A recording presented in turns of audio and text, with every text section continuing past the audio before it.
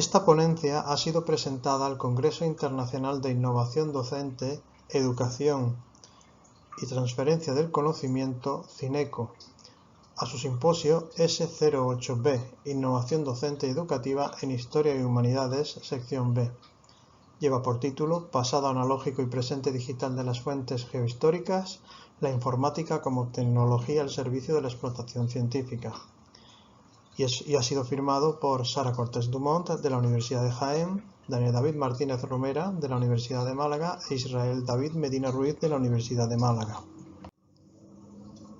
El planteamiento general de la propuesta se basa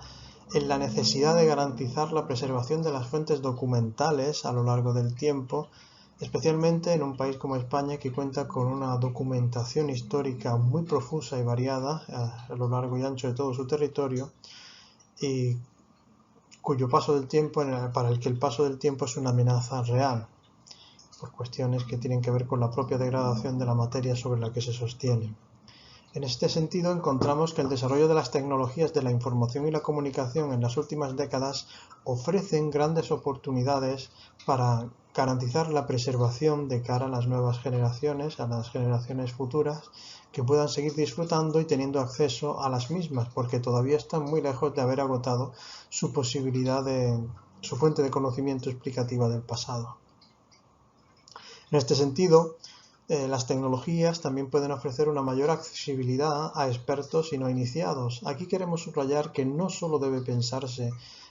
como por supuesto hay que hacer, en que los expertos tengan un acceso solvente y eficaz a las fuentes documentales, a los archivos geohistóricos, sino que también habría que considerar, valorar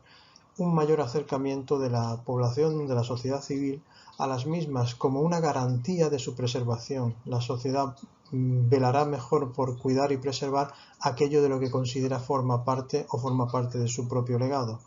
En la medida en que los archivos sean vistos como algo ajenos a la sociedad civil, habrá mayor reticencia a invertir fondos, a invertir dinero en su preservación y en su explotación, por supuesto. En este sentido, las propias tecnologías ofrecen nuevas posibilidades de explotación impensables hace apenas 50 o 60 años.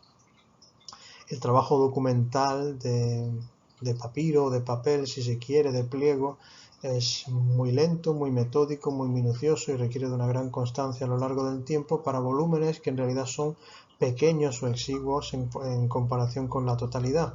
Sin embargo, la digitalización en sus formas más refinadas permite la manipulación, la explotación de volúmenes de información por investigadores singulares o equipos coordinados de una forma que supone un salto cualitativo, sin duda. Además, las nuevas tecnologías también pueden ofrecer una puesta en valor social de estas fuentes documentales, como hemos querido señalar, es decir, la posibilidad de que alguien consulte su propio pasado en los textos, en las fuentes geohistóricas o información relevante a su lugar de residencia, en fin, los diferentes datos que se pueden ofrecer en las diferentes fuentes, además de fortalecer la explotación científica debido a la mayor facilidad de acceso y de manipulación. En este sentido, hemos desarrollado una investigación sobre las tecnologías que nos ha permitido definir un rango de posibilidades que va a quedarse siempre determinado por los contextos de cada una de las fuentes geohistóricas en sí mismas y por el contexto socioeconómico de la institución o del Estado en general. Encontramos tres niveles en el que el primero es la preservación,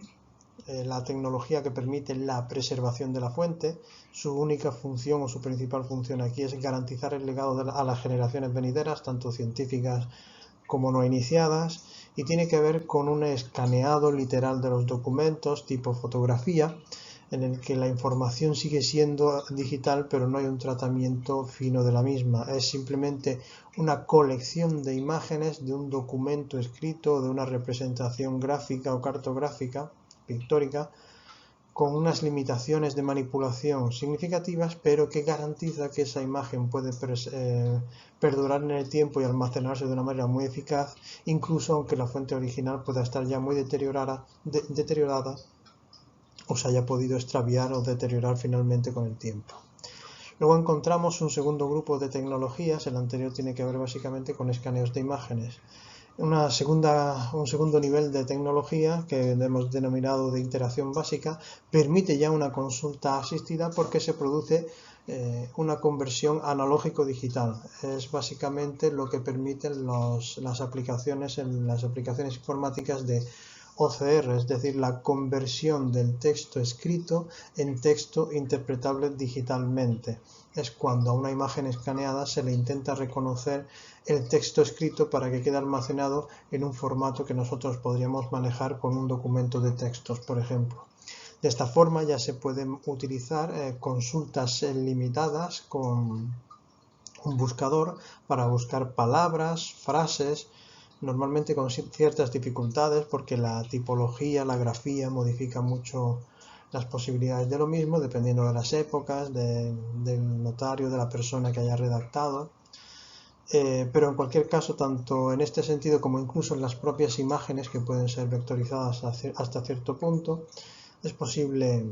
una mejoría en el acceso a la información muy significativa. Imagínense tener ya acceso a una biblioteca en la que no es necesario leer todos los legajos para encontrar la incidencia de una palabra, de una fecha, de un nombre, de un apellido,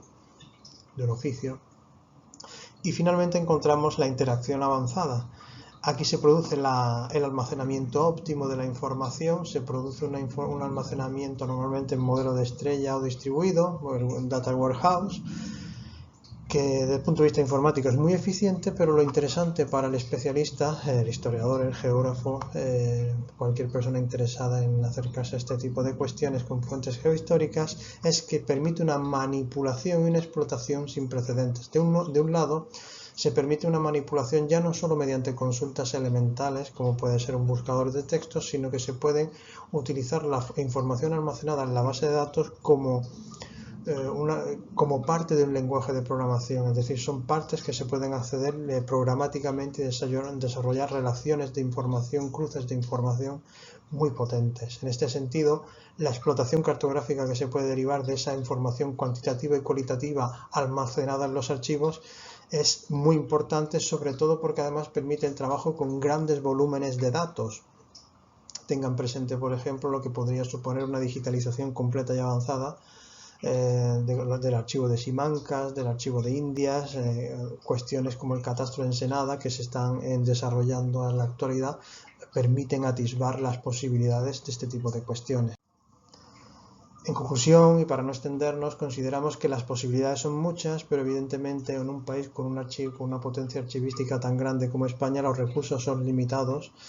y es necesario tener presente que esto es un proceso a medio y largo plazo. Pero hay que iniciarlo y no abandonarlo antes de que el deterioro de algunas fuentes sea irreversible, como ya ha sucedido, pues por ejemplo, con el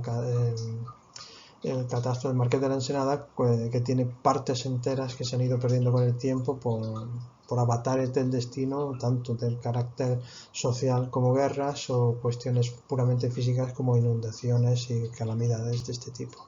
La mayor parte de los archivos, en este sentido, de los que hemos podido cotejar, no han superado el primer nivel de tecnología, es decir, en el mejor de los casos han empezado a hacer escaneos de urgencia en formato imagen para intentar garantizar que no se pierde la información, fiándola a que esas imágenes serán suficientes para poder manipular, para poder trascender a los siguientes niveles. En este sentido, volvemos a poner sobre la mesa la importancia de al menos garantizar que no se pierde documentación para que a futuro se pueda seguir refinando su explotación. También es necesario subrayar que a instituciones y sociedad civil las ventajas de tener unas fuentes geohistóricas en el tercer nivel de tecnificación, es decir, hay que hacer ver que una tecnificación avanzada de las bases de datos de las fuentes geohistóricas es útil no solo para los científicos, que estaremos encantados de ello, sino que a las instituciones, a las diferentes instituciones, tanto locales como estatales, les supone una oportunidad de aprovechamiento de dicha información para cuestiones que van desde la resolución de conflictos sobre herencias y lindes al conocimiento de los procesos del pasado que nos permiten comprender mejor cómo se desarrolla o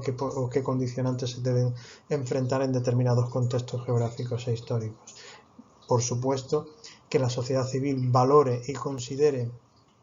acercarse de esta manera y puedan desarrollar sus pequeñas investigaciones y no simplemente entregarse a la curiosidad, va a ser una de las garantías para que a la hora de